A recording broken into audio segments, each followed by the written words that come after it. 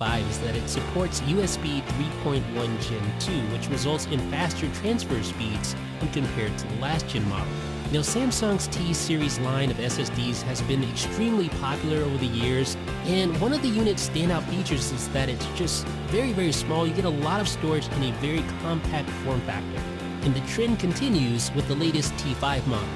Inside the box, you'll see an instruction manual, and you'll also notice two USB cables inside, a USB-C to USB-C cable and a USB-C to USB-A cable.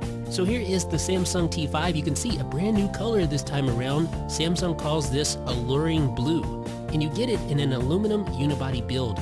There's also a black version. That version only comes in the 1TB or 2TB models. If you opt for the smaller 250GB or 500GB model, you get alluring blue.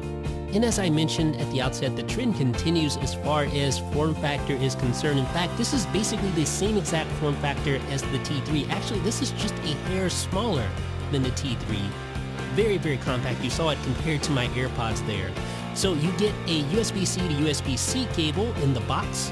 So I've connected this to my 5K iMac, the mid-2017 version with Thunderbolt 3 USB-C ports. And as mentioned, this supports USB 3.1 Gen 2. You can see that 10 gigabits per second maximum speed there. And when connected to machines that support the USB attached SCSI protocol, you will get faster throughput up to 540 megabytes per second.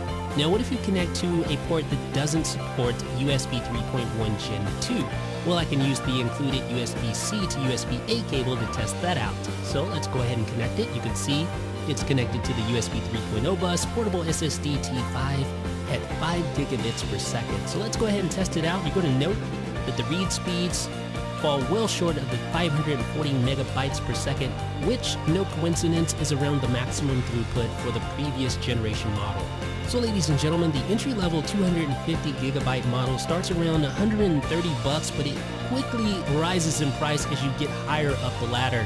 The 2TB version will set you back about $800. That said, I think the 250 and 500 gigabyte models are pretty good buys, and they come in that new alluring blue color. So ladies and gentlemen, I think that the T5 does a good job of living up to its predecessor. Not only does it look better, but it's